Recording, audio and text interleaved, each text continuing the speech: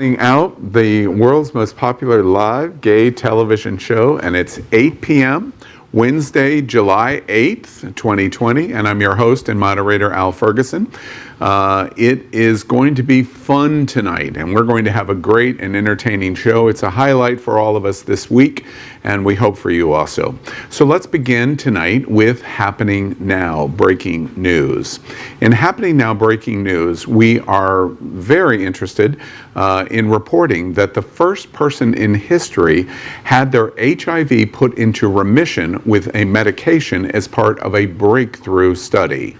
Watch this. And we're here to talk about a very potentially extremely exciting study that is being presented at the AIDS 2020 conference, was presented today.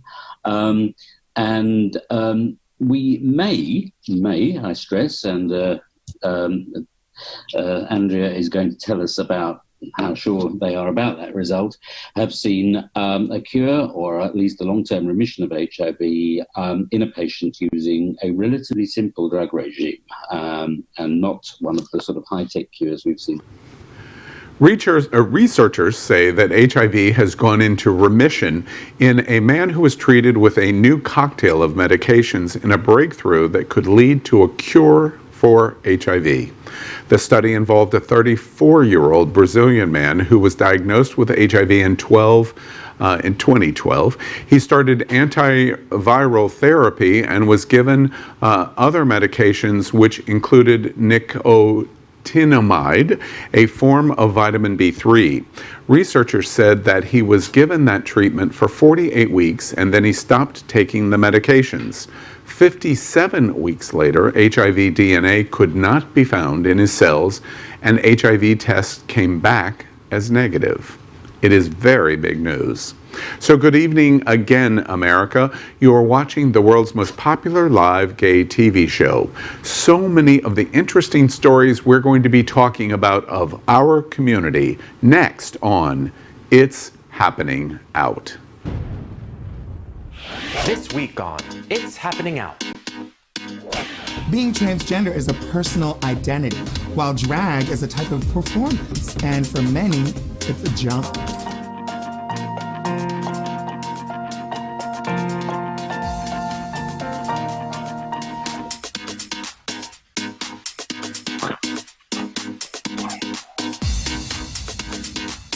Our new game, Saved by the Bell. These two guys have come into these areas. It's all happening out tonight. Join us on YouTube, Instagram, Facebook, and Twitter. Special guest host, Misty Eyes. With your host, reality TV star, Chef Josie. Trans activist, Aaron Phoenix. DJ Diva, Power Infinity. And our moderator, Al Ferguson. It all starts right now, live on It's Happening Out.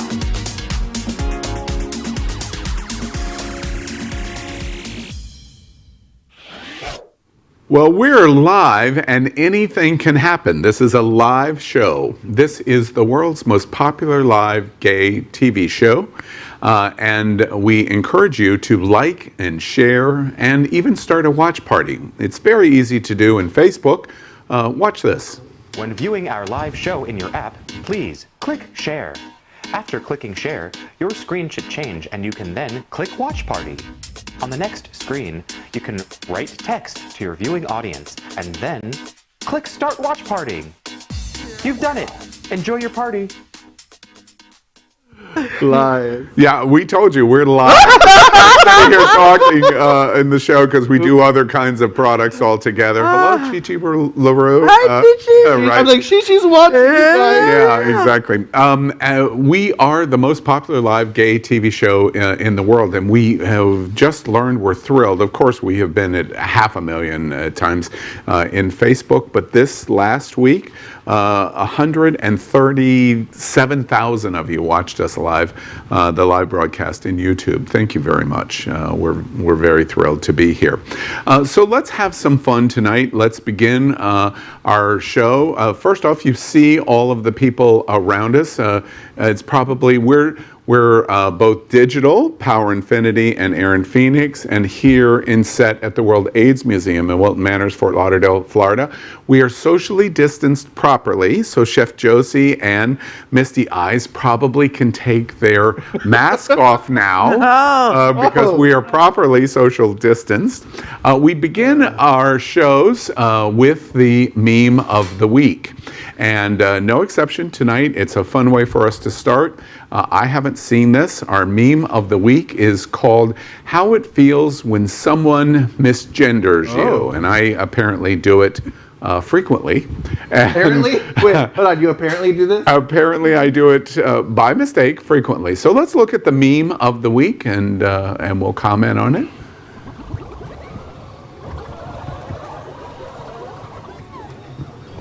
All right, yes, and oh my, it's funny. I've done It's Happening Out in September will be 2 years. I have seen Power Infinity do that exact move about 100 times in the last 2 years. Yeah, when you misgender Aaron. Oh, see, I didn't even make the comment about Aaron because I wasn't going to go there, and everybody else is going. I love it. Yeah, all right. Any other thoughts? Always has my back. Yeah, and I hate both of you, by the way.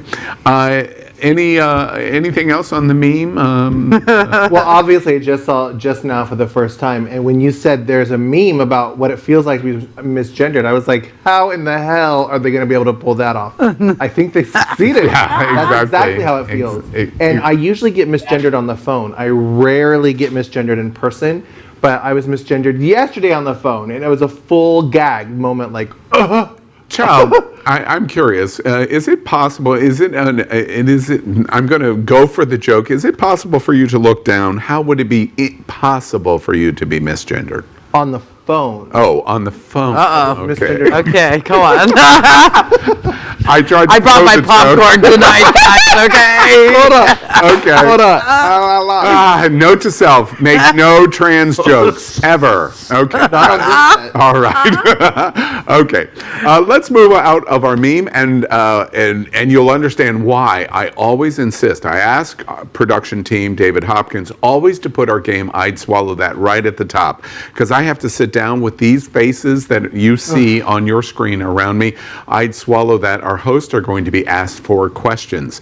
If they agree, they're going to take a shot. We have our shots all ready here. Power, you have your shots ready. Aaron, you have your shots ready. Oh, you're back to Chablis, are you? Chablis. Chablis. Chablis on the rocks. Yes, exactly. Lady Chablis out of Savannah. Is she still alive, by the way? Does anybody, did she pass? No, girl. Yeah. Yeah. She passed like 10 years. So, Oh my God. this show is gonna be a full fisted Al read. I knew can I should have brought already my tell. popcorn. Al knows a lot of things And about Power goes, nothing. no, there we go. All right. If they agree, they take the shot. If they disagree, they do not take the shot. And I'm going to ask you a question, and then you're going to... Did your tongue just come out for your shot? I wanted to like pre-taste it. Okay, I all haven't right. drank in like 2 years except for on this show, so Yeah. Okay. And I've got some land in Alaska to sell you, too. come on. All right. You don't So know my is life. everybody ready? Homeland. All right. I guess so. So let's play I'd Swallow That. Let's move to statement question number 1. I am an androphile. Androphile? No, I don't think it's file, actually, but we'll go with that. Androphile. I think it is pronounced androphile. I think. Androphile. David, give us like advice. How is it legalize. pronounced? It's androphile, means you're attracted to the concept of masculinity. I know the definition. I've heard it both ways. All right, we'll go with androphile. I am an androphile. Somebody start. Tell us. Oh my God. America, before we start, I just want to let you know what's happening. Frickin' Power Infinity is drinking light Chablis in Lakeland, Florida, and I have just done a shot of gasoline. So you think you're an androphile? I am definitely an androphile. Well, Okay. Yeah. All right. Are you So asking somebody me? jump in. Yeah, I Are mean- you Power? well, if it is by the definition you're attracted to the concept of masculinity, yes. That's right. Is I there mean, look at anything me. else I'm wearing a bow tie tonight. Give me a break, guys. Okay. I mean, even if I always say that if I was going to be attracted to a woman, which I never have been, if I was going to be attracted to a woman, it would have to be a woman that was like really, really muscular and sinewy and masculine and tough and violent. You know, everything I would think of masculinity. And violent. And violent. Can I you like that. explain I like and that. violent? definition. I've got to. I'm kind of the news guy at the table. Let me go in on the real hardcore moment, Mr. President. And violent. What does that mean? I mean, I those are things that I associate with in my fantasy as super masculine and hot and sexy. So if I was going to be attracted to a woman, those are the traits that she would have to have. That I got. But in terms of the fun play, explain to me the violent kind of definition that you just did. We have Aaron on the show for like almost 2 years. You don't understand? All right. I'll let you off the There are hook. many characters. All right, of fine. masculinity. I got it. Violence All is right, one of- somebody else tell me. Aaron, I didn't see. Did you take the shot? Yeah, I did take the You shot. did. And so you're an androphile. Yeah, absolutely. It's funny, ironically enough, I tend to like my women to be women and my men to be men. I like a lot of masculinity in the men I'm attracted to, and high That's very femininity bisexual. I'm attracted to. So it is. Yeah, me too. Is there such a thing as? Let's not get into this conversation. all Okay. right, all right. You're out of your water. All right, so let's go to the women on the panel tonight. Let's start with Josie. Did you took the shot? Oh yeah. Yeah. I heard the joke about the bow tie. The bow tie makes you interested in masculine? Well, no, I mean, I guess as a woman, I've always been interested with the opposite sex. I mean, obviously, this could get very deep in conversation. But we're playing I'd Swallow That. Yeah, but we're keeping it fun here, guys, okay? Right. And I have a little bit of, penis envy. I have a little bit of all those big muscles and the strength that comes along with being the man and all the testosterone and all that Violence. stuff. And you guys really, you get away with everything. We get away with murder. White privilege guy? Yeah. But And teaching moment here. Teaching moment. I have a question. Is androphile not? Doesn't it refer to a sexual attraction, or is it just an overall fascination? I think it's broad. I think it's a broad definition to the attraction of masculinity. It doesn't actually have to be a sexual experience. It's broadly that you have the interest in masculinity. I believe that's the correct definition. And Misty, masculinity can manifest in anybody of any gender. You know what I mean? Being interested in someone who's a masculine woman versus a feminine man, for example, are two very, very different things. oh yeah, and now I didn't think about that. Yeah, that makes sense. Now to go to the other natural woman on the host panel tonight. All natural. Bob paid for Henny. You took a shot. I did take the shot because I'm going to associate androphile with, I define pansexual. I'm attracted to men. I'm attracted to masculine men. Some men are well endowed. Some men have a micro penis, and some men have a vagina. And I'm still attracted to men with vaginas because to me they're masculine, strong men. And with that definition in mind, I think all humans are pansexual. Spaghetti straight until you boil it. I mean, I've never been a lesbian. I've never had a lesbian experience, but I could.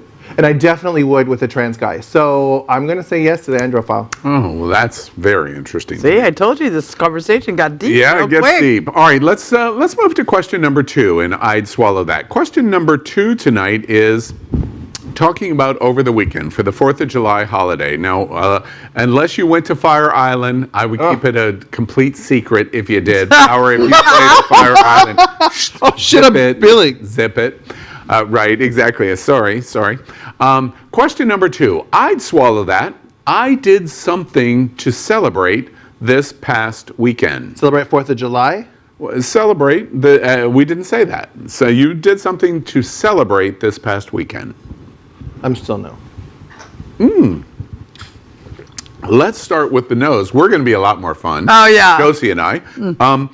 Power, Aaron, you did nothing over the weekend, last weekend, to celebrate. No, we didn't qualify this as a 4th of July event. You didn't go to the beach. You didn't go to Fire Island. You didn't go to the bathhouse. You didn't go to a big bar with thousands of other people. I did the same thing that I do. I did the same thing that I do every weekend. I stayed my ass inside. I isolated, and I kept myself and my husband and our 7 fur babies. That's what I did. 7? And I just 7? before I ask Aaron. By the way, America, you think he's talking about his COVID-19 protocols. That's not true. That could have been November 6th, 2019. It would have been the exact same answer. That's the secret about Power Infinity that most people don't know.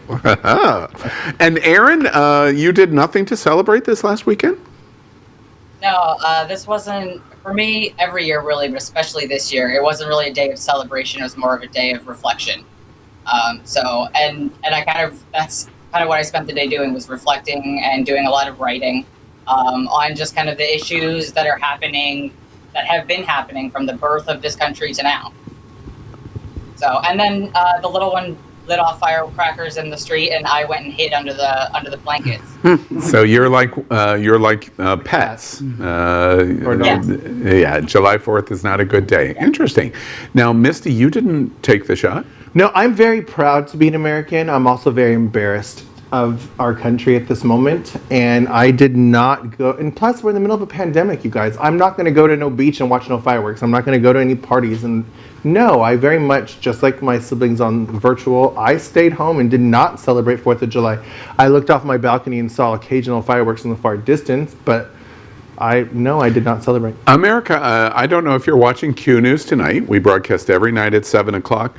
I have to make note of something that we reported on tonight at Q News tonight, to Misty's point. There's a brand new Gallup survey that has just come out. It's fresh breaking news that shows that Americans are at the lowest point since Gallup has started the survey of their pride in America and their pride in being Americans. The lowest point in more than 20 years since Gallup has been asking that question. And 55% indicated a lack of pride of being an American. Exactly what Misty Eyes has just told you. Now, let's turn to Josie. Josie, you did something fun over the weekend and to celebrate. Yeah, I sure did. You know, I took the moment, the opportunity to remind the people in my life, you know, that 4th of July is not about setting off fireworks, that it's about a declaration that we made as a nation to, to forge forward, unified, free, and when you think about that and the unity and the freedom of it all, you know, even in this moment, look at the opinions at the table. You know, everyone has a different experience about how their weekend went. The reality of it is that we live in the greatest country in the world, and right now we get to have that choice, regardless of whether or not we like what's happening in this country, whether or not we're embarrassed at the moment. We still have a history that we get to build upon, that we get to contribute to. So, yeah, I got to hang out with my family. They shot off the fireworks. I don't know where they got those fireworks because they looked professional, okay? And then I went over to my sister's house and we just, cooked it up on the grill. So, you know, it was about family, and it was about remembering that the real reason we celebrate is this independence, this unity, and this freedom. And you know that answer to the whiskey, the gasoline that we're drinking here on set at the World AIDS Museum reminds me to tell you, Josie's answer is exactly why I love her so much and why she is running for mayor of Wilton Manors, Florida, the gayest place on planet Earth. Let's move on to question number 3. I'd swallow that. There are things about my relationship status that you don't know. And you could be you viewers, supporters at home, or our host among each other. I'm watching Power very closely. Ooh. Is everybody drinking but me? We're all open book. Let's I mean, you're start the with open one book. exactly. Misty, what? We know everything about your relationship? I mean, there's aspects of my relationship that nobody knows probably, but not my relationship status. No, well, okay, all right, we'll But accept that. there are things about my relationship status. I am okay. married, and all right, that. All right. Yes. You've learned something, America. Misty defines everything in life in a very, very narrow box. Stop. I'm very open-minded and I'm broad thinking, but my husband and I's relationship is pretty vanilla compared to some of the people in this room. Especially sitting against the wall way over there. Oh, that's a call out on production, America. Yes, production is openly part of the leather community, and I am very much an ally to that community, but I am not a member. I'm not a practicing member, and I don't know. I mean, yeah. Yeah, you're talking your way out of a wet paper bag, so I'm not drinking the shot. I don't think my relationship status is different than the world thinks. Oh, and now you're getting a little angry too. I'm one shot. All right, at Power, there's stuff we don't know about you? Well, there's stuff that the world doesn't know about mine and my husband's relationship, and since I answered the question, that's all that needs to be answered. No. Now that we've established that, let's go through the top 5 things that we don't know There are things about my relationship status that people don't know, and to add to that, and they still ain't gonna know. And there's a reason they do not know. That's right. All right. For now, we'll come back to this topic later. I'll surprise you. And Aaron, there's things that we don't know about you and Tomcat or whoever. Or whoever, of course. Whoever. And that's all there is to say about that. Finishing the shot. Y'all know we're doing a talk show, right? This is the view for a whole lot of gay people. We talk about stuff. They've turned it into a statement show. Yeah, and Josie. Listen, Al. Okay, don't try to come to the lesbian think I'm gonna open up and flap my mouth. Okay, it's not happening. You guys don't know, and you probably won't know unless you're a part of it. All right.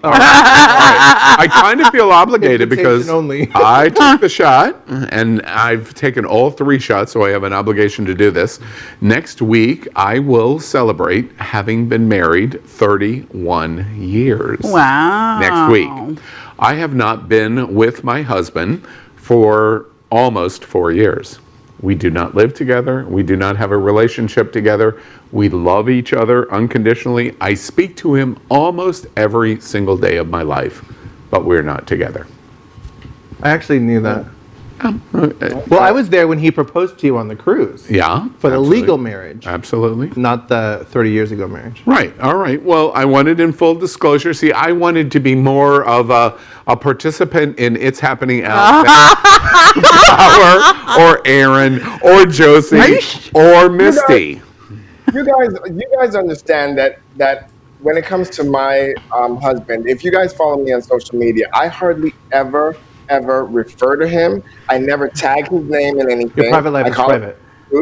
Most people do not know his name, and I only put his picture up maybe once a year at our anniversary, as you know. But most people don't even know how he looks. I am very protective over my husband and our relationship. I don't like anybody to know shit, and that's how you shady queens can be shady. Well, wait, I feel encumbered to ask them, Power.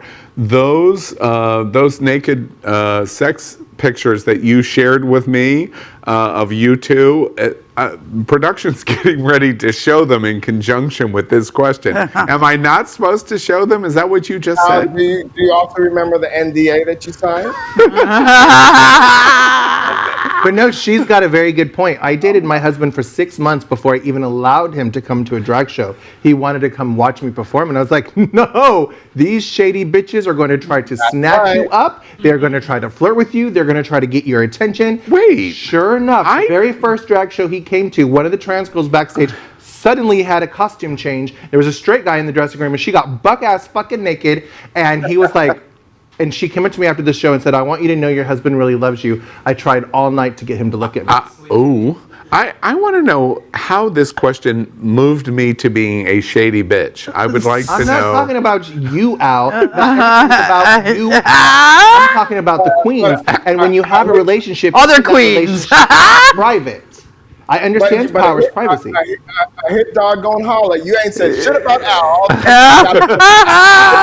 All right. Enough on privacy. Enough. Let's move to question number 4. I need more gasoline, apparently. I'd swallow that. Question number 4. And by the way, production, we might be wanting to turn Power's sound up a little. That is the only time you will ever hear it in your entire life. All right.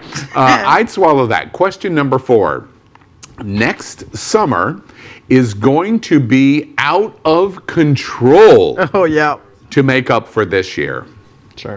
2021 next summer is going to be out of control. Now, you know what? I want to start.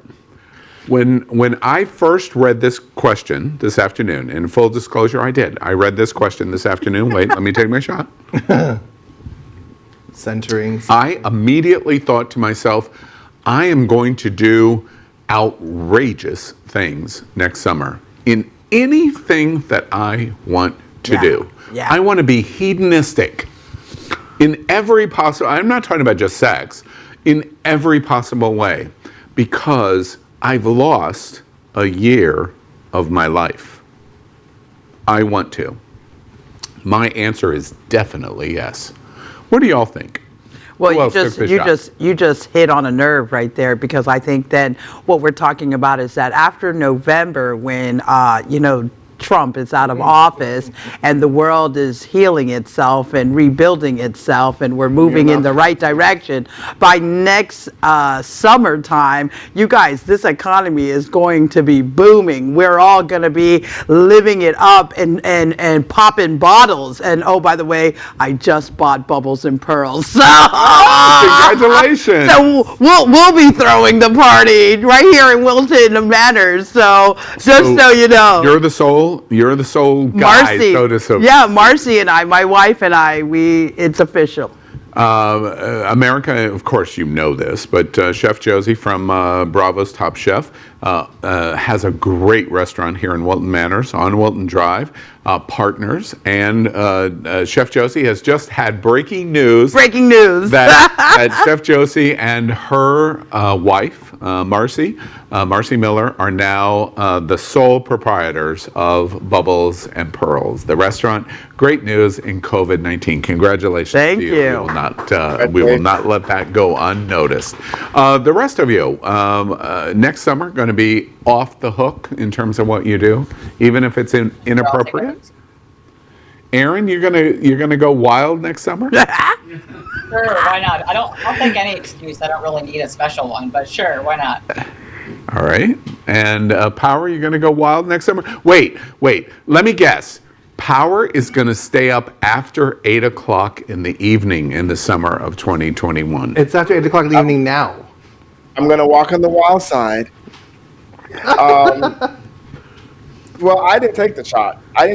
Because I think that the way that we're going right now, by next summer, everybody going to be dead.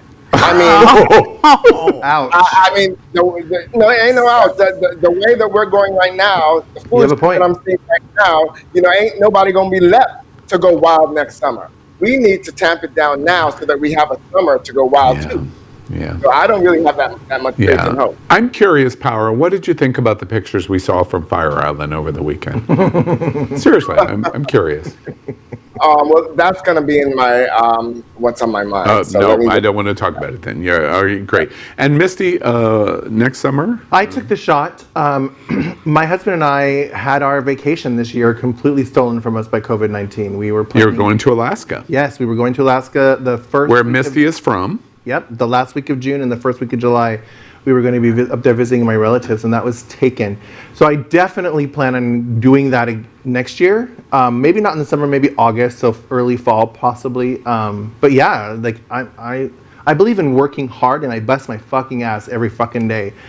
But I also believe in playing hard and getting out of Dodge and just taking a chill. I'm going to do that. You know, last year, I went to Cuba. I'm one of the Cuba experts on this planet for the LGBT community, honestly.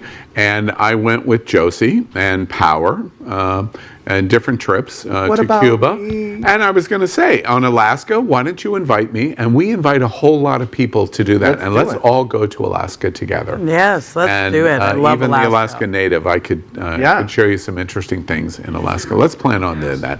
We'll be doing a satellite. It's happening out from my mother's house in Anchorage. Exactly. All right. Well, that's our game. I'd swallow that. We hope you've enjoyed it. We hope you took some shots too. And let's move on tonight. And we move into what we call celebrity hot topics. The gasoline is harsh. Our first topic tonight is about men's lingerie. I mean, come on. Come on. That's what we do here. Men's lingerie is gaining popularity with notable gay brands like Andrew Christian releasing hot new looks. We're going to show you a few.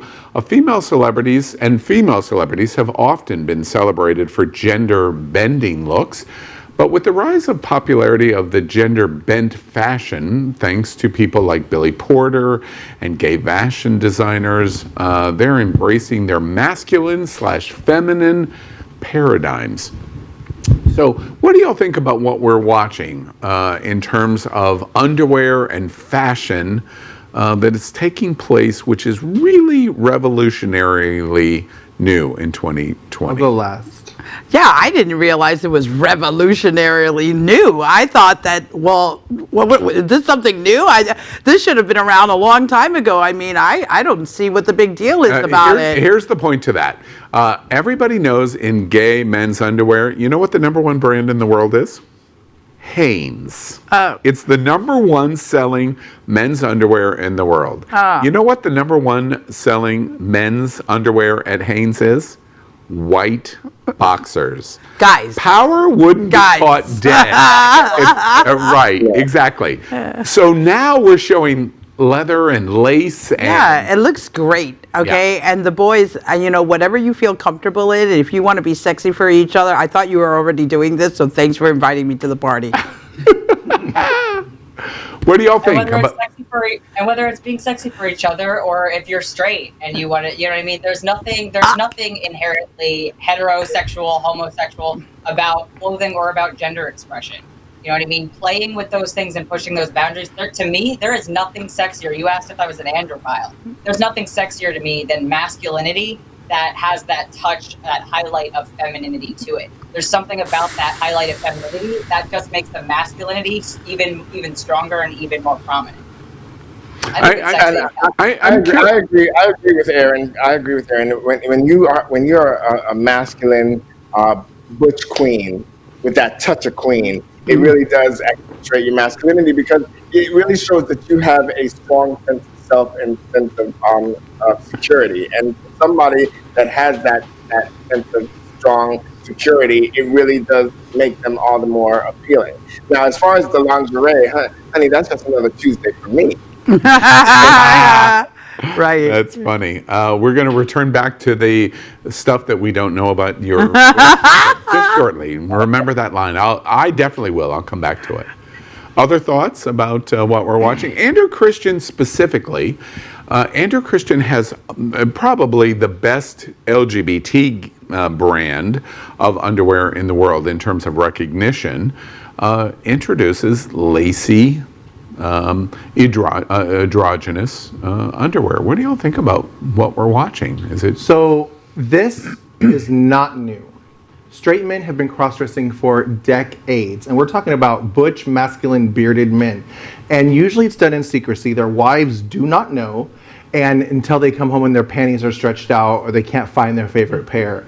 And this has been happening for centuries. Now, cross-dressers are not drag queens, and cross-dressers are not trans people. They're just men that get sexual arousal from women's undergarments. I'm surprised that this has gone mainstream. I'm glad it has, because now men don't have to secretly order, and they can get I don't know if I was trying to watch the video, but the pictures production sent me earlier were men in bras and actual like panties.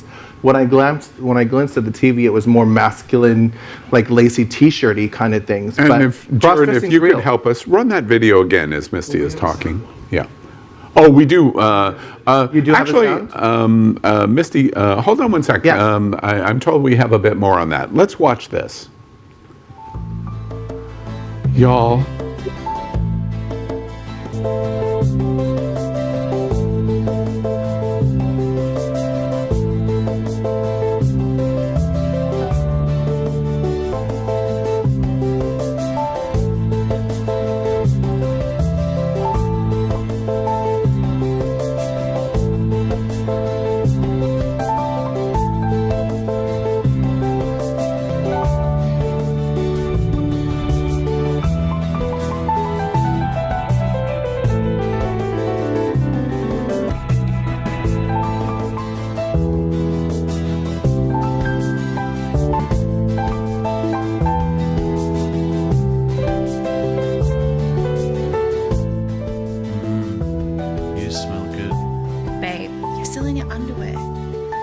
Wearing my shoes. Get dressed now.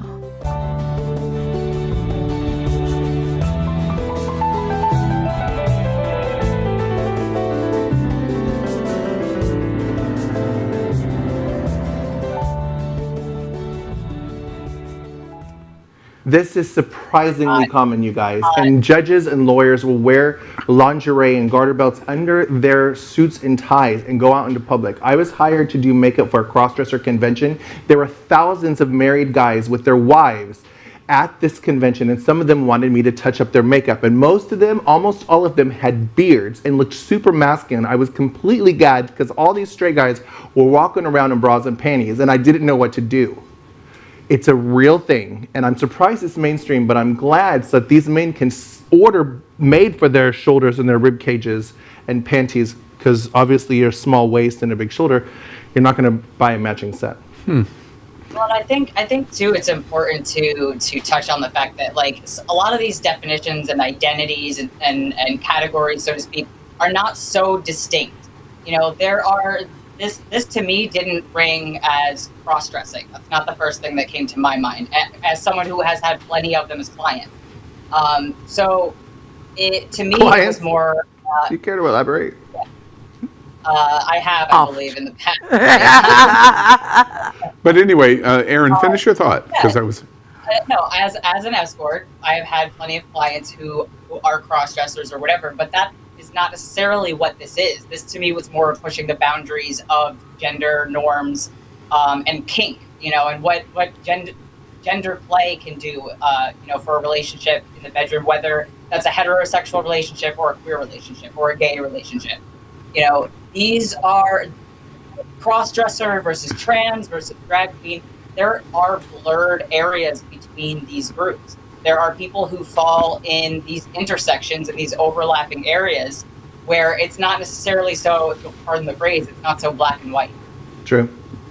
Does it surprise anybody if I said, you know, as the boomer in this group of faces that you're looking at, that it surprises me that first y'all's reaction is, what's the big deal? And that I make the point to you, it's a really incredibly fucking big deal. Because boomers, specifically in the group, and the 50-plus power control in America, even if they're participating, would have difficulty with being pushed out in terms of the public front and center of this issue. And as a result, it's really, really a big deal. Even the discussion of it is a really big deal. Does that surprise any of you? Well, it just goes back to the conversation. What we do in our bedrooms is none of your damn business. True. Really, that's what it comes down to. It doesn't even matter. We're getting really deep into a conversation that has nothing to do with you unless you're there. So, I mean, I hear you, Al, because you do come from that generation that it would be earth-shattering if anyone knew that they were wearing women's or now men's lingerie underneath their suits as they went to work. I get it. But the reality is this has something to do with something that doesn't involve you. Interesting. I think it goes deeper than that, though. I think Al, you kind of hit on a really important point, that this is a big deal. And because there are so many people who are going to harp on it, whether we like it or not, let's face the reality we're in. There are these sorts of things. Fashion is art, and art is provocative. These sorts of things are going to push people's boundaries, are going to push people's comfort zones and comfort levels, and are going to make men uncomfortable, whether they are participants or not in these sorts of fashion or sex-related activities. This is going to make people uncomfortable. And when men get uncomfortable and that toxic masculinity gets unleashed, we know what can happen. We know that can lead to an increase in violence against people who cross-dress, against feminine gay men, against trans women. So these are important things. This is groundbreaking to give this kind of representation and visibility. But with visibility comes price, as the trans community knows better than anybody. I was thinking when Aaron was making that comment and giving examples of what it leads to, it leads to evangelicals in America trying to demonize and trying to make it into a political weapon. And it also elects presidents and vice presidents of the United States. That's where this leads to. We must focus on a broader interpretation of our masculinity. That's clearly. It also leads to liberation for a lot of people. It leads to a sense of self and a sense of self-worth and expression and just oneness and uniqueness that cannot be delivered by any other feeling other than being truly who you are. Exactly. That is just as important. Yeah. And the not Fully having expressed. that is deadly to a community. Well, let's move out of this topic. And first, let me just in general congratulate Andrew Christian's brand, bold. And for me, revolutionary. I think it's interesting that other people participating in this conversation are not so shocked at Andrew Christian's decisions and his personal decisions to invest in the promotion of this portion of his brand. I congratulate Andrew Christian for bringing it to our attention. We want to continue out of celebrity by first reminding you that it's going to be time soon, if not already, to come to South Florida. And if you do, we encourage you to look at the Best Western I-95 here in South Florida. They're very close to the Welton Drive.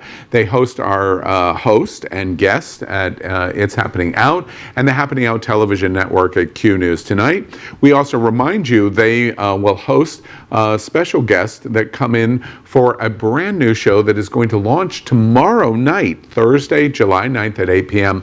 of Gay Town Hall. So we encourage you to look at the Best Western I-95. Power, I was given a message from the hotel. They miss you terribly.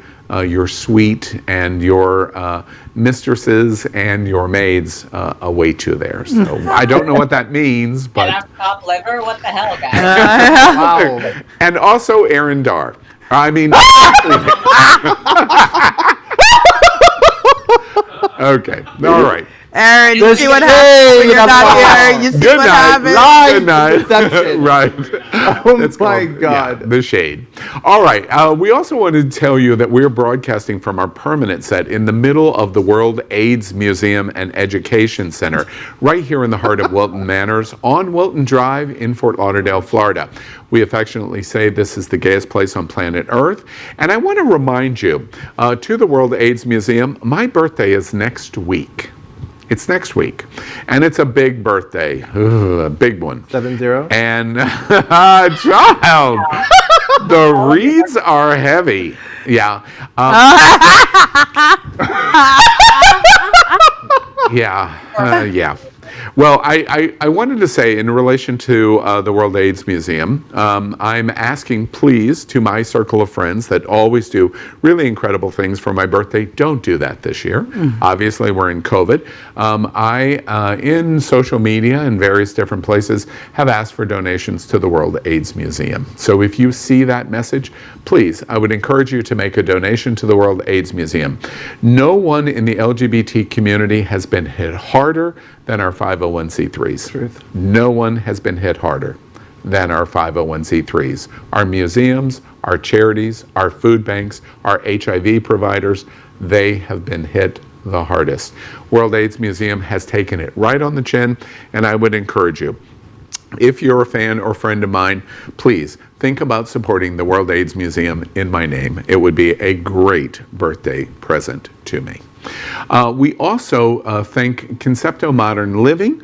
They've helped make the set here in this living museum possible, and we thank them for that. Now, let's move on to something that we call Best Thing of the Week. Our production team pays attention to many things that are interesting, and we call this segment we're going to do Best Thing of the Week because it talks about, or it shows us different things that might not necessarily come to your attention that are a lot of fun. And this week, the Best Thing of the Week is called Socially Distanced Bar Fight. Now, I don't know what that is because I haven't seen it, so we're going to watch this.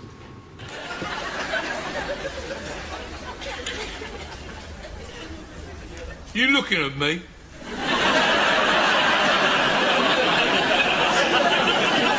Hey! I said! Are you looking at me? Yeah, you! Hang on. Are you looking at me? Do you want some or what? Come over here and say that. Nah, you come over here and say that. Come over here and say what?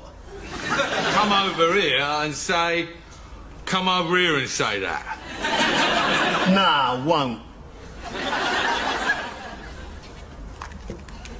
Oi!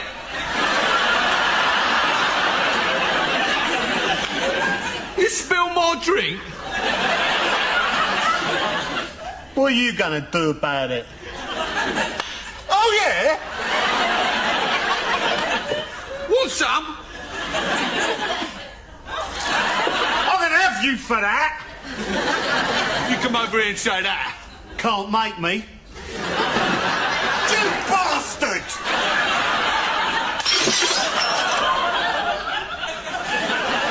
Now you're for it. All right, that's enough. You stay out of it. Yeah, mind your own business.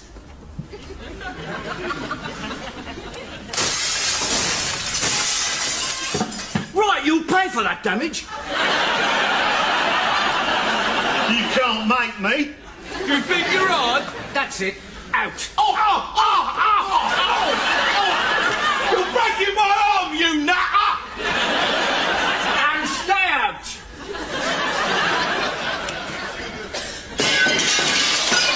You bloody hooligans! That is great. It's just great. You know, what's funny about that, a British sitcom comedy, last week I went to a restaurant, correctly socially distanced restaurant bar that did karaoke, and I went with Chef Josie. And that scene reminds me of what happened to Josie and I. Very close. Oh, yeah, right. What did y'all think? Best thing of the week? Socially distancing. Fights. Yeah, I mean, that just looks like a house, my house growing up, you know? I mean, quite frankly, it's, you know, and then that was it. But I guess you gotta let out your steam one way or another, right? Aaron, we didn't hear you. I'm sorry. That's how stupid toxic masculinity looks, regardless of if it's social distance. True. Wait, and seriously, you watched that British comedy, and what you were thinking the whole time is, toxic. Exactly. Really? The exact same thing. That's how stupid y'all look. Yeah. Yes. I thought the exact same thing. All right. You missed the toxic masculinity, so you recreate it. I think I got to get a new gig. I'm just saying, I got to get a new gig. All right, let's move on to our segment, What's on Your Mind. Each host will tell us in just 30 seconds what is important to them this week. And it gives them an opportunity to say, you know, since the last time we got together, here's what's important to them because it's now on their mind. And let's do that. Power, let's start with you. What's on your mind this week? Well, what's on my mind this week is a situation this weekend in Fire Island, especially with that child, Corey Hannon, who made an absolute fool of himself. But, I mean, really, as somebody from the circuit party community and as a circuit party staple myself, I think it's time for me to speak out and say that there's a lot of backlash and bad look that is coming our way. And some of it is actually warranted. And when you see things like what we saw this weekend, it doesn't look good for us. Some people, you know, some of us gays need to actually stop being selfish, stop thinking about themselves only, stop living la vida loca, and actually take this shit seriously. COVID is real, and if it doesn't affect you in its full impact, it can affect someone. We all know that because we lost somebody that was part of our family here and it's happening out. So it's not a joke. Yeah, it's definitely not a joke. Thank you for that. And Aaron, Phoenix, what's on your mind this week? This week is my birthday. This coming Monday. And it works. July 13th? Yes, 13th. Of And course, mine's my birthday was 13th. Yeah, and mine's the 14th. We're Cancer brothers. Good for you. Really? No love for Alpha. Really? All right. I'm sorry, I interrupted you. You're going to talk all about you. Go ahead. That was all. I'm good. What's on your mind? It's your birthday.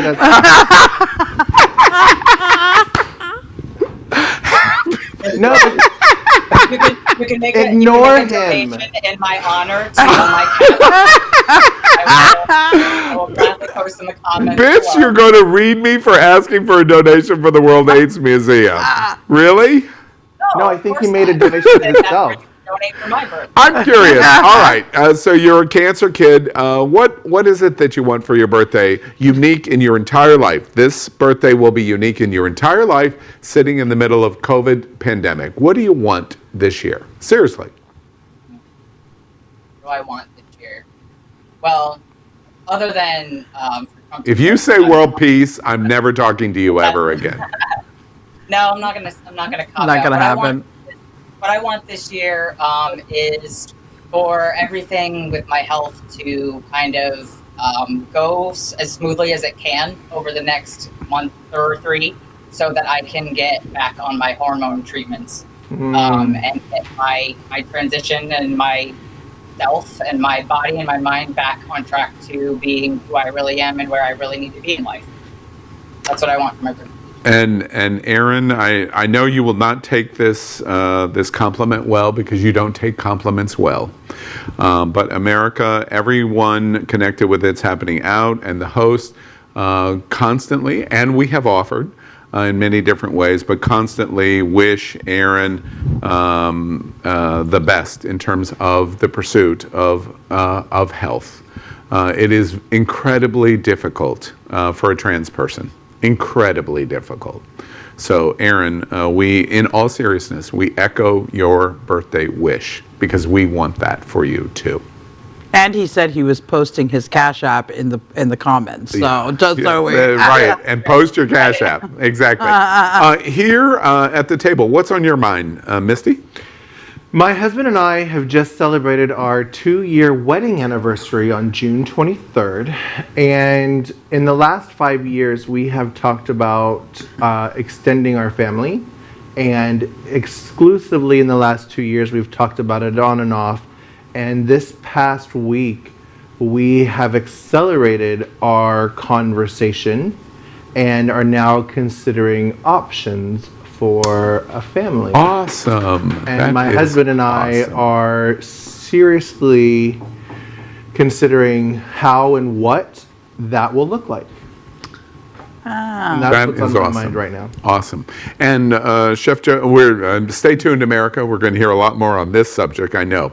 And Chef Josie, what's on your mind this week? Oh my God, on my mind, I kind of blurted it out before I wanted to because it was on my mind, but after 4.5 years of building this little, planting this little seed here in this little island city of Wilton Manors, my wife and I, we poured all our heart, our soul, our blood and tears.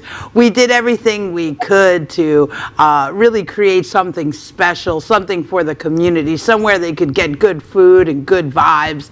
And we're so grateful for the way we've been embraced and supported, even in the middle of a pandemic and a crisis.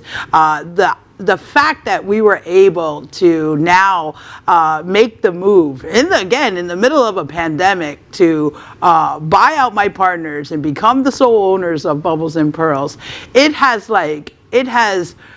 lifted this huge weight off of both my wife and I's souls. And we're so excited about what we're going to be introducing and all the new things we're going to be bringing to Bubbles and Pearls. And we look forward to leading the rest of our community through this crisis and coming out on the other side, thriving and victorious. Yeah, that's awesome. Congratulations. And congratulations to all of you. You have unique observations on what's on your mind this week, and completely appreciate it.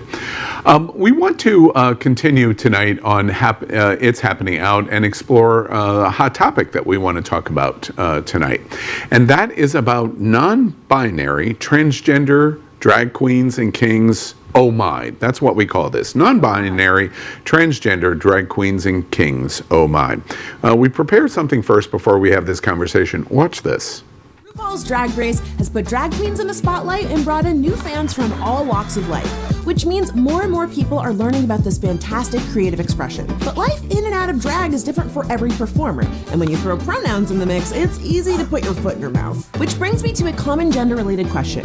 What's the difference between being a drag queen and being trans? Turns out the difference is a lot, like a lot. So to help me get to the bottom of this, I've enlisted the help of drag superstar Peppermint. Thanks, Francesca. As a fabulous trans woman who's also a fabulous drag performer, the difference is actually pretty simple. Being transgender is a personal identity, while drag is a type of performance, and for many, it's a job. So, episode's done. Just kidding, let's get into it. Transgender is a term used to describe someone whose gender identity differs from the one they were assigned at birth. Trans women are women who were assigned male at birth, but whose gender identity is female. Their gender expression, or how they present themselves, might be feminine, masculine, or whatever the hell they want. What matters is their internal sense of self, not how they look or dress. Some well-known trans women other than me include Laverne Cox, Gigi Gorgeous, Jamie Clayton, and Kat Black. Okay, there's lots and lots more to learn about the fabulous world of transgender people, but that's the basics. Now, let's talk about drag. Drag is a type of costume performance art, and for some a job that plays with traditional ideas of gender. Drag queens are people, often men, whose performance includes traditionally feminine appearances and exaggerated female gender expression. And there are lots of different types of drag queens. There are pageant queens, who go for a very glammed up look, camp queens, who embrace exaggeration and satire for comedic effect, and goth queens who mix it all up with some darker overtones, and that's just to name a few. Also, there are drag kings, who are people, often women, whose performance includes traditionally masculine appearances and exaggerated male gender expression. In other words, drag is part performance, part personality, and meant to be a whole lot of fun. I mean, I wouldn't do this if it wasn't fun. At the end of the night, drag performers can wash off their makeup, take off their wig and sequins, and go about living life. Or sometimes they just live their life with sequins. But being transgender is not a costume. Whether I'm in sequins or sweatpants, I'm a trans woman. And as much as I love to perform, my identity is not a performance. Well, the gender identity, pronouns, fashion.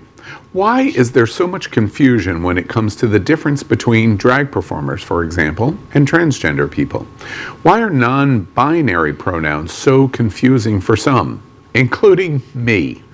Is it a lack of able to empathize, or is it a refusal to admit to a lack of knowledge? Let's discuss. What do y'all think? Where are we in understanding the differences in our community? Say again? I said let's let the cisgender people go first. Okay. Yeah, well, let me jump in because this is a conversation I had in Bali, right? It's about acceptance and tolerance, right? You know, we're always fighting as an LGBTQ community to we talk about tolerance, but we're talking about acceptance. You know, you said, like, what is it about it? Is it, you know, we don't want to admit that we have the knowledge, you know? It's the acceptance, the full acceptance of someone's full expression.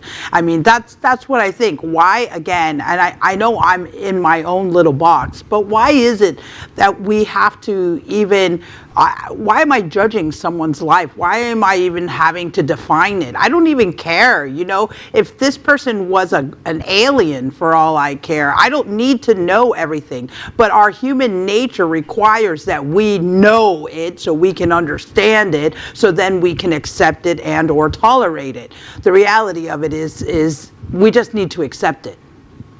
And to that observation of acceptance, like in my situation, I frequently do not think that I harm or discriminate, or whatever the correct adjectives would be, is true for me. Intentionally. Intentionally. And as a result, frequently over the years, I have misspoke from the position of where I came from, and therefore that continued the misspeak. Why isn't it enough for, let me do it in the reverse, why isn't it enough for people to understand, well, that's misspeak? Because frequently what happens, when I first came to Happening Out and to the network for shows, I would be corrected constantly, but not corrected in a positive way, it was in a shaming way. And as a result, you knew that there was not ill intention, but you became a brick wall to fall on me. And in that shaming, it makes me feel bad, which I understand. Don't cry for me. I understand my privileged white role, the male white role that I have. But at the end of the day, generally my friends understand intent. Why don't you understand the intent and help guide by taking my hand to help me do better? It's one of the best things that Aaron Phoenix has done for me, frankly. And I've told him repeatedly that I've learned a lot because it wasn't done in a shaming brick wall way. I have a lot to say, and I want to go later, but I will quickly answer your question. It's death by 1,000 cuts. It's death by 1,000 mosquito bites. One mosquito bite, oh shit. 2 mosquito, fuck, you know, whatever. But if you get mosquito bit every single day, every single time you turn around, and you're getting misgendered and accused of microaggression, finally you're going to snap. And so maybe some people react to your not intending to offend, but offending because they've been offended so much. That's understandable. Go ahead, Howard. That's understandable. I think this conversation for me is two separate conversations, because one, we're talking about drag queens and transgender, and then on another we're talking about pronouns. So I think it's two separate conversations. Okay. With regards to the drag queens and the transgender, I think that the Peppermint probably summed it up very well as far as the distinction. It is ongoing in the performance community, and this is coming from a drag performer. In the performance community, there is this ongoing controversy where a lot of people feel that trans individuals are not drag queens, i.e., and I don't watch RuPaul, as y'all know, but from what I understand, there's a lot of controversy because some of the trans girls, she doesn't have some of them on the show. And the show kind of like points to transgenders or disqualifies trans girls because they are trans. And a lot of people say, well, they're not drag queens, they're trans. But, like Peppermint said, trans is an identity.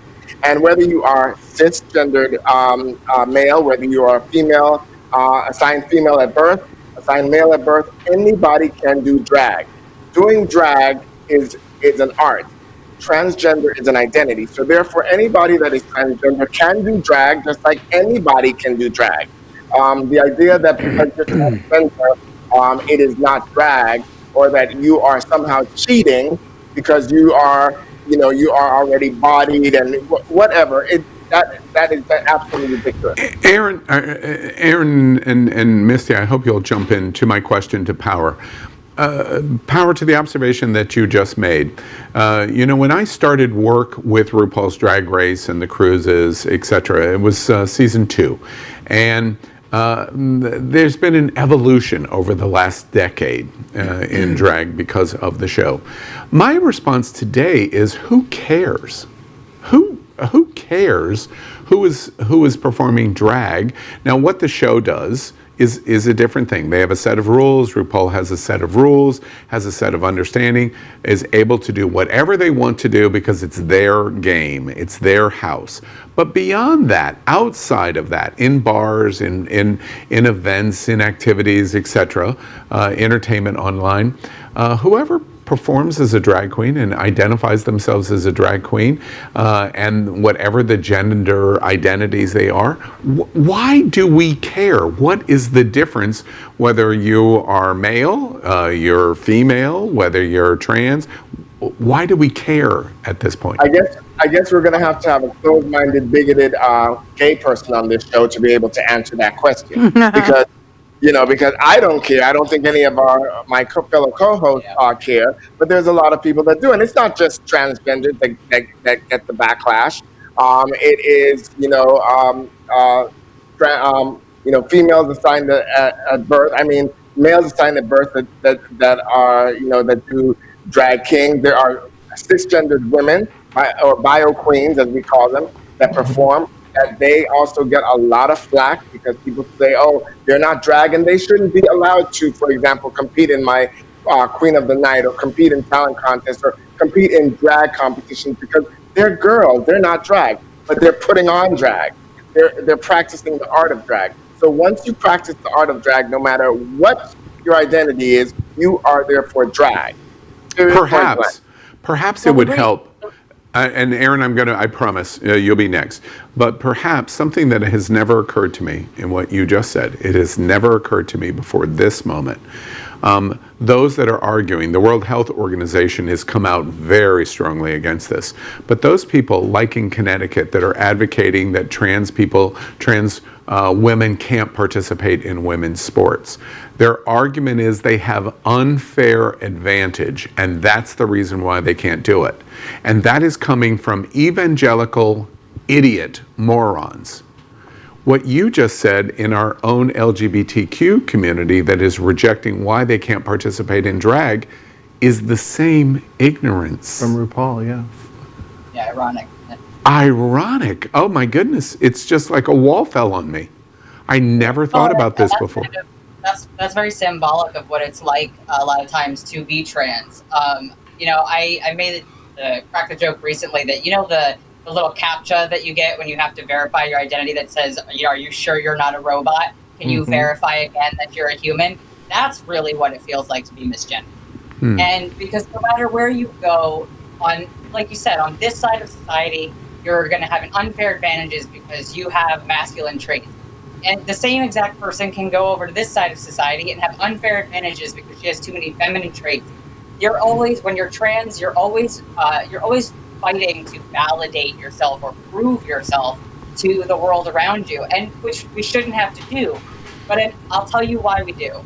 And I'll tell you why this matters. This matters to people so much, who's doing drag and who counts as a drag queen.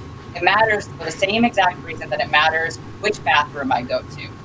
It matters to them. It matters to these people because, frankly, cisgender people have been trained and conditioned to be absolutely obsessed with gender. Gender is so motherfucking pervasive. It is seeped into everything we do, from greetings and handshakes to the way that we interact with each other, everything. The way that we govern, the way that businesses run. everything has gender seeped into it and has our preconceived notions of gender seeped into it. So people come into these conversations with those preconceived notions and have a lot to unpack. We've shown it just now. There's been 6 different conversations in the 6 minutes since we started talking about this, because there's lots of different things about gender in general, let alone transgender identities, to unpack before cisgender people can get to a place of understanding. Yeah. And yes, I go see that we don't always have to understand everything to accept each other, but one of my best friends always says to me, there is so much love in understanding.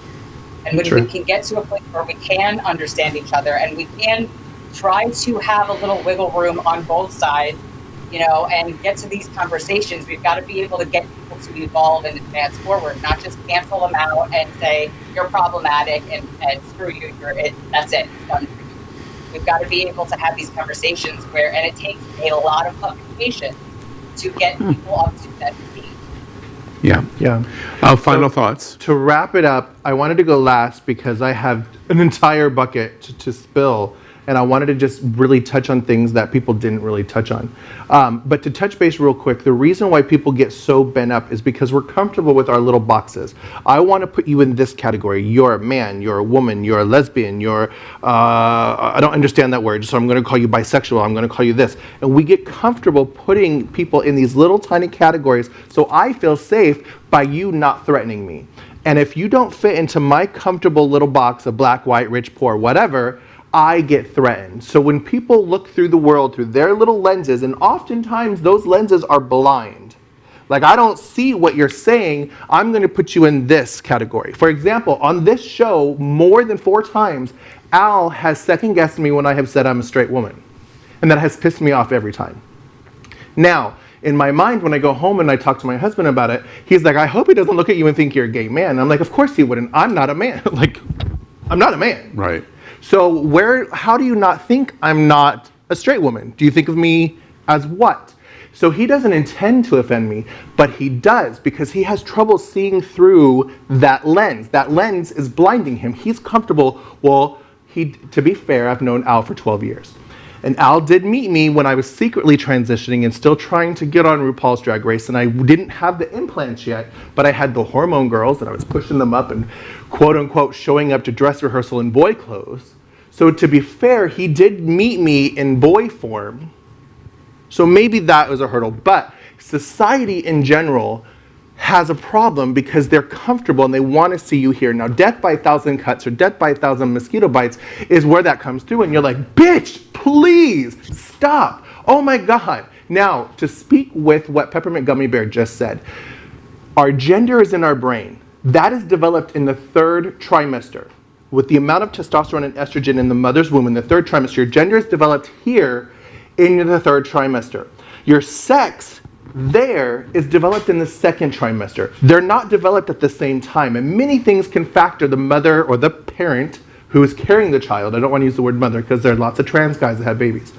Whoever is carrying the child, they could be on drugs, they could be drinking, they could not know they're pregnant in the 2nd trimester, and things could be happening. They could be about to miscarry and be given injections of DES hormones that's intense, full of estrogen. Now, when these things are affecting the womb, maybe you get a girl brain and you didn't get a girl tubular.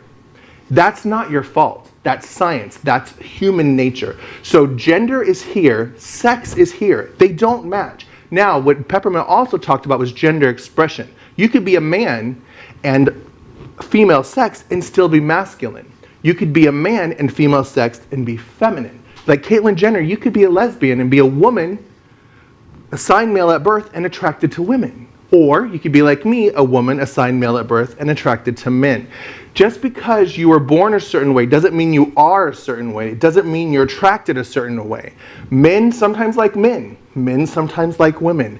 Trans men sometimes like men, sometimes like women, or they like all or none. And it's very confusing, and this topic is very expansive, and I hope I kind of brought it a little bit home, but Peppermint, Power is right. This is 2 different conversations. My pronouns might not match what you see, and that's why you have to ask. Well, complicated. Two final observations before we move on to Saved by the Bell. First, and I know Misty will, when she says that she goes home pissed off, she's absolutely right. I know she is. Aaron, many times, has left It's Happening Out pissed off at Al. Misty has gone home pissed off at Al. I just say to you, in representing a very large percentage of our community, even when we are doing the best we can do, we still fail. Which is why I commented, you don't intend to. Exactly. And well, and so I want to say one last thing. I really do want to say one last thing here. And in fairness, Al, there's been plenty of times that you left pissed off at me too. So we're probably but I don't think it's as, I'm going to disagree with Misty here. The trans people are going to have to fight it out, because I don't think that it is necessarily that, again, black and white. I think it's damaging to our movement and our message to assume or to conflate that every single person who doesn't understand is just blind or is just trying to I agree push with us you. into I think tone and intent is very important. There are definitely things to be said for the roots of these things, but I think there are a lot of Als in my own personal life, let alone, in the community, who, and I mean that as people who are well-intentioned, but who do not necessarily understand. And we can't get to, again, there's so much love and understanding. We can't get to that place without conversation. We've got to give on both sides. I told Al one time that being trans and having dysphoria is like wearing a sandpaper suit. You can do anything you want to try and just be in a good mood and not think about it, or just, think about something else, but it's hot and I'm itchy and I'm in this sandpaper suit and I can't see right, and it just sucks. And every once in a while, I might bite your head off if you say just the wrong thing. Or some trans people are also just assholes. That's a thing too. You know what I mean? So you may have had bad experiences with people who didn't want to educate you or didn't want to educate you that day, just like we've had our bad experience. But we've got to be able to do not put people into a box saying that you're putting me into a box. We've got to allow people to make their mistakes, to fumble through this a little bit until they can understand. And if we continue to put people into this box of, you're so problematic, I just can't with you, then how do we move forward? Yeah. And I realize it's uncharacteristic for me to say, but it has to be done. I want to bring the conversation to a close in saying, from my seat, which is very unique in this conversation, my seat is very unique because, frankly, a big portion of the target of this conversation is my seat. I have to say, this has been, frankly, one of the most interesting trans conversations I have ever heard, much less participate in, but ever heard. I want to make a point as a closure note to this topic segment of It's Happening Out. Very proud of the show to do this first, to coordinate these different kinds of faces to be able to discuss it.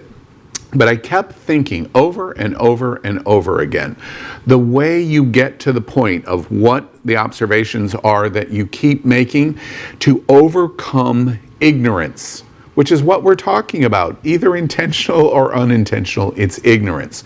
The way you overcome ignorance is by education. That's the way you overcome ignorance. If you're hateful, there's nothing that can be done for you, and they have to be managed in a different way. But most people are not. It's ignorance and can be overcome by education. And I constantly come back to this. On Queer News Tonight this week, we reported something that has gotten very little attention. It did at Queer News Tonight. Scotland became the first country in the world this week that announced that they were going to implement LGBTQ education, including the focus of trans education, in every school in the nation. And you know where they're going to start? Exactly where Aaron and Misty said it needs to start, right from the beginning. Wow. In elementary school. The first country in the world. Congratulations, Scotland. You're going to be watching this conversation and go, what are you Americans talking about? that's coming for them because they're going to educate out of ignorance. That's where we're sitting tonight. I want to move out of this main topic tonight and say that we have discussed this major headline, but now let's play Saved by the Bell. It's another game, but it allows us at Saved by the Bell to have a lightning round of LGBTQ topics in the news this week and other headlines. We're going to discuss each of these topics in just 60 to 90 seconds. I have a bell right here in front of me.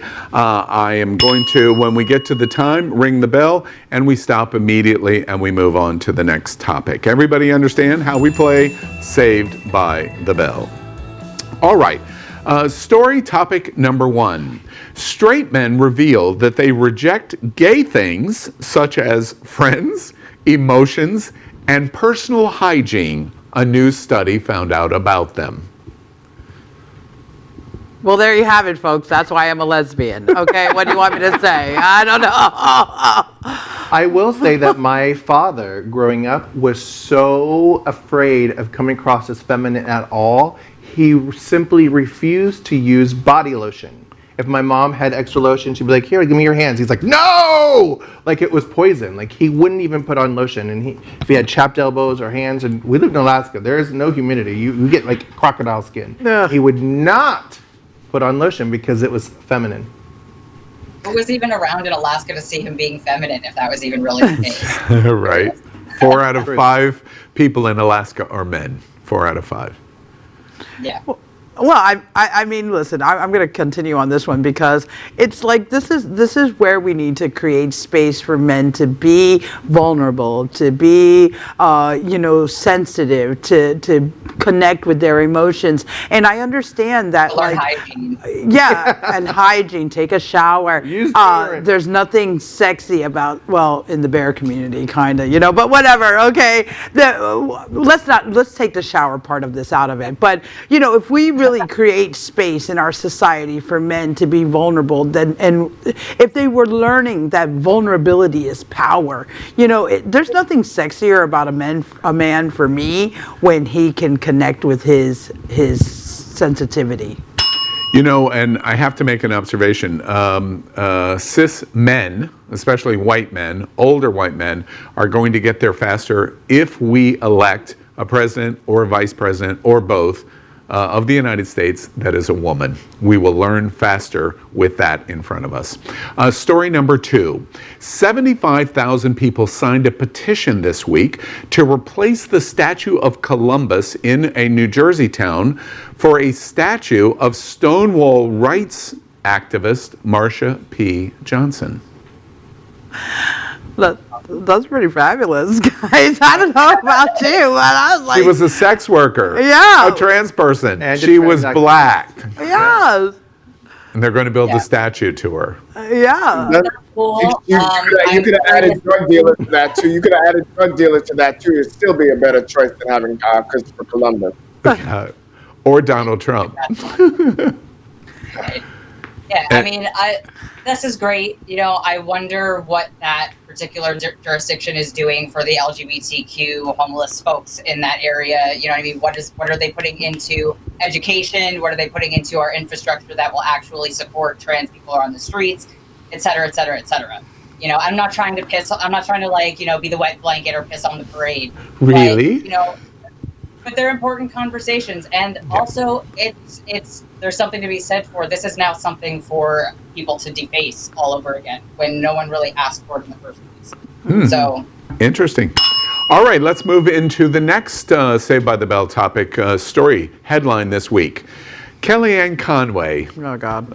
Love Kellyanne. Our favorite. Kellyanne Conway's teenage daughter posted an anti-Trump TikTok video this week calling him a racist. I'm sorry, a rapist. Well, it seems like our whole family's against her. Wait, I saw Power's head go, huh? Power's looking it up right now. I'm not looking. I already know he's a race and a rapist. I mean, first of all, I would love to be. Who else would like to be a fly on the wall for a family dinner? I mean, her her husband got brains. Her daughter got brains. She was left without. And we all know that, Trump masturbates over Ivanka Trump and his own daughter. We've all seen the filings, the court filings of the suit that was filed against him for rape of that 13-year-old girl, or the woman when she was 13. So, I mean, her daughter clearly has more sense than her. She must not be too happy with her daughter right now, and I'm loving it. Yes. Does anybody think the niece's book is going to publish? Is that her name? It's not her. It's yeah. Yeah. Donald Trump, the same one that came out and said he no boogers. Yeah, yeah. Do you think the book is going to make the light of day? Absolutely. Yeah. Absolutely. There's so many ways to release manuscripts and transcripts, and I mean, there's. You don't think they're going to gag her or buy her out? Yeah, we'll see. We'll see. All right, let's move on to. Let's right. Oh shit. Let's move to the next Saved by the Bell story this week. Gabon, a country in Africa, is about to legalize gay sex after a historic vote. Wow. That's awesome. Go Africa. Wow. I mean, we reported on Q News where they were pulling them out of their homes and stoning them in the streets. I mean, this is a huge, now we're talking, this is news to me. Just being able to know that our LGBT brothers and sisters in Africa now are not going to have to fear for their life for being themselves. No. Okay, so the legalization is a great first step. They're still going to have to fear for their lives because sometimes government moves as it should. Sometimes it moves ahead of the cultural temperature of a country. So just because it's legalized does not mean it's going to be accepted. They can still be chopped up by machetes, still be stoned. Legalization only means that they can legally do it. That doesn't mean that if they are persecuted because they do it, there will be any repercussions to that hate crime. So, absolutely true. And the proof of that is walk into an AME church in Savannah, Georgia, and say, "We love gay marriage." And listen what you would hear in Savannah, Georgia. It's Power's observation is completely correct. Let's move on to our next story topic, which is shocking. An angry woman in Tennessee shouts, "Keep your HIV," to Black Lives Matter protesters. Watch this. Fuck you! We're gonna give you no peace! Bitch! You fucking bitch! You live off of white people!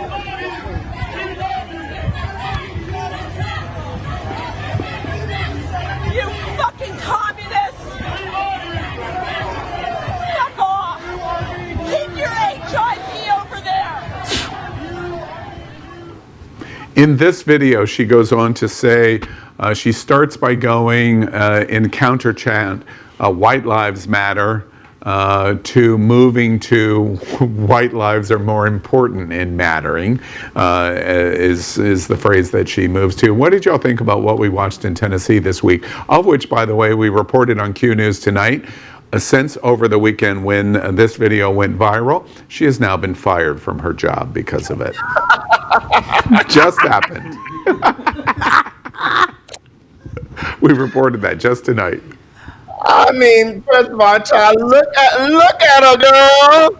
She looks like a genetic disorder. That's all in Tennessee.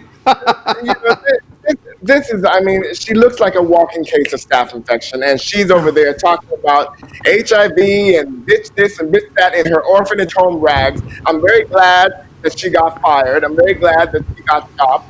And she probably got embarrassed. I mean, they should have just paid her no motherfucking mind. They have jobs. Now she's giving off the state unemployed bitch. Yeah. I think we're going to end with Power's comment. We move on with Saved by the Bell by reporting. Have you seen it? Essence magazine this month. Billy Porter makes history with an Essence herstory. It could be, but history with Essence cover demanding respect. First time ever that this has happened. What do y'all think? I'm gagged at the. Go ahead, Power. Fabulous. Absolutely fabulous. Fierce. I'm gagged. Go ahead. I'm sorry. I thought you were done. I like to go last because I don't want to trip. I wouldn't wear the outfit myself, but I wouldn't give a damn what he wore as long as he's making a stand, and he's making a stand for all of us. I live for him. Yeah. I'm so excited about this too. I mean, the first thing I see when that image came up was just fierce, and he embodies that. And then the fact that he could go and just like retire into some quiet little space and live an anonymous kind of life, and he wouldn't have to be the stand he is. He has the courage to step out every day and be bold in his stance. And so, hats off to you. I'm super proud of Essence Magazine. Most of the Black community that are LGBT are very much in the closet because they are not very accepted in the communities that they live in. And this community not only put a gay person on the magazine, they put a gay person in a dress on the magazine. And I think that just really speaks a lot. Aaron, you have a final thought? Fierceness is forged in fire. And that is everything that Billy Porter stands for to me. He is a hero to me for that exact reason, because he is not just saying, look at me, look how fabulous I am, celebrate me. He's saying that I have survived way more than your ass is ever going to try to put me through. So, look at me and I'm going to demand respect, because this is forged in fire, this is fierce, and this is power. And I provide perspective, historical perspective. This was impossible 10 years ago. Literally. This would be bordering on criminal and dangerous and endangering his life 20 years ago. And look at this. He's parading like a peacock, and it's like breathtakingly beautiful. We continue in Saved by the Bell in reporting a big headline this week that a town rejects gay pride resolution because there is no straight pride. But they had the secret parade and then publicly rolled it right out onto the streets anyway. As it should be. Did we not just discuss how the first pride was a protest and how apparently some of our prides still have to be protests? That's the way it is. Any protest that gets a permit is a parade. So if we got to keep protesting until we turn them into parades, then that's what we're going to do. Okay. It kills me that people want white pride. It kills me that people want straight pride. If you've never had to go to a Supreme Court to fight for your rights, you don't get to have a pride parade. You don't get to have a pride. You can have an Irish parade. You can have a Scottish festival, and you can celebrate your culture as a white person and where you come from. But you can't just be like, oh, I'm proud to be white, or oh, I'm proud to be straight. The majority of the world is straight. That's not shocking. And you don't have to fight for equality. You don't have to fight for. We're out of time on the topic, but I read a beautiful and super intelligent op-ed in the Washington Post last year that basically said the people that were doing that were the same kinds of people that were waving Confederate flags. Literally. They literally, the only reason they want to do it is to push into your face. Let's move out of Saved by the Bell to Shag, Marry, Chop. It's the final thing that we're going to do tonight. And in Shag, Marry, Chop, we give all of the hosts the opportunity to pick who they like to shag, who they like to marry, and who they like to chop. And tonight our choices are called Fuck Gender. And the choices are, ready, in Shag, Marry, Chop, Janelle Monáe. Woo! Janelle Monáe and Spiky Van Dyke. Come through, Spiky Dykey. And then, of course, we just saw him on the cover of Essence, Billy Porter. So fuck gender tonight in our theme of this show. Who'd like, Power, let's start with you. Who would you like to shag? Okay, so I would like to shag, I think I'd like to shag Spiky Van Dyke. I've worked with them on occasion, and I think he's quite fabulous. And I hear you top too. That would be it. Rumor has it. You need to ask him next time I get the chance. I would like to marry Janelle Monáe because I think Janelle is every motherfucking thing and then some, and plus she's rich. Billy Porter and we would make great friends, great sisters, and I don't do that type of, I'm not gay that way. So him and I can only be friends. I'm not gay in that way. And Aaron, who are you shagging? All right. This one's pretty easy. I'm going to have to shag BlackLivesMatter. No, nothing else that really needs to be said. I'm going to marry Janelle Monáe because that's already my plan anyway, for her to be my future ex-wife. Ex-wife, you already divorced. And listen, Spiky, you're my brister, my brother, my sister, my whatever wherever you're swinging that day. We've worked together several times, and Spiky is awesome. And that is exactly why I'm going to have to chop him. Exactly. And Josie, who are you shagging? Okay, guys. So just so we're very, very clear, okay? Janelle I'm curious. Now I'm curious. Yeah. Lesbian host tonight. Is this a more difficult shag, marry, chop for you? Not for this lesbian, maybe for other lesbians, but this lesbian is very open-minded and free to express myself. So let's just say this. I am shagging the hell out of Janelle, okay? I knew that was coming. We are shagging and we're shagging. I might invite my wife along for the ride. Yeah. But Janelle and I... What's your wife's name again? Marcy. Janelle. Maybe, I don't worry, But I'm going to marry BlackLivesMatter because I think that life would be so fabulous. I mean, first off, I would look fabulous all the time. And I would just learn how to be so fierce every single moment of every single day, and I truly believe he's brilliant. So that would just be great. And yeah, I'm friends with Spiky Van Dyke. We can't go there, we go way back, way back. All right. And Misty, who are you shagging? This one's hard for me, you guys. I am going to shag. I think I'm the only one shagging him, but I'm going to shag Spiky Dykey. And it's funny because my whole time I'm thinking the androphiles. Huh? I said I was shagging him too. Okay. Yeah. I was thinking androphile, like attracted to masculinity and that type of thing. But yeah, I would definitely shag Spiky Dykey, especially if he's a top, because I don't know how that would work if. I mean, just truth. And I'm going to marry BlackLivesMatter. And I love Pretty Girl Rock, Janelle Monáe girl, but I'm definitely marrying BlackLivesMatter. All right, that is our game, Shag, Marry, Chop. We kind of finish this theme through It's Happening Out Tonight about fucking gender, and I think we've done a good job on it.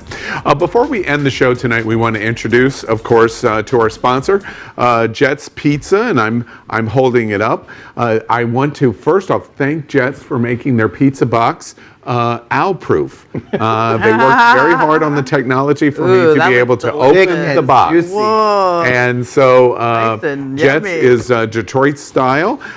We did a really cool piece this week in Good News You've Got to See of somebody that incorporated our Jets Pizza sponsor and did an online challenge of pay it forward in terms of asking people online. He was hungry, wanted to order Jets Pizza, and came in and said, and look, if you'll donate to Cash App, everything that you do, I'll give to the driver. And then he taped it, he filmed it with his camera, and it was absolutely wonderful. The driver was overwhelmed. So Jets Pizza, if you're in South Florida and locations around the country, you want to be sure and support them.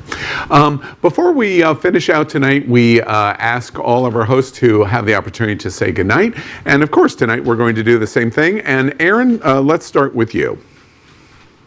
Good night, gender fuckers. And to all of you who are still trying to figure us out, pour yourself a glass of gender fluid and celebrate. I think you learned a little bit this episode. Yeah. And I'm proud of it. I'm proud of the conversation. I'm proud of you, Al. Yes, I'm proud of you too. And I'm proud of everything we do here at It's Happening Out. So join us every week. And happy birthday to my day before me mate. And to Power Infinity. Good night, children. Remember that conversations like this keep us grounded, centered, and connected. So keep it right here every single week on It's Happening Out. And shameless plug, tune in tomorrow for the premiere of Gay Town Hall, which I will be on at 8 o'clock on YouTube. Yeah, it's going to be great. And to Misty Eyes? Yes, children, good night. Love you. Thank you for watching and being with us, America. And if you're not in America, thank you for watching too. And thank you for being open-minded to our conversations. And also, I hope you learned some stuff.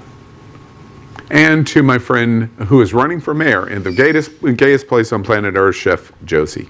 Good night to all my troopers out there. You're doing a great job. You know, just stay positive, stay healthy, stay safe, and you know, just try to be kind. Do your best. Everybody's in the same boat with you right now, and we're going to get through this. See you next week. America, we had the toughest week of COVID in 2020 in the last 7 days. Worst week of 2020 in the last 7 days. How we respond to that is that we come closer together. We talk more, we associate more, we hash out our problems, we express our fears, and we try to support each other. That is the purpose of It's Happening Out. Wear a fucking mask. And wear a fucking mask, exactly. And so we hope you'll tune in every Wednesday night at 8 o'clock. We'll be here next Wednesday night.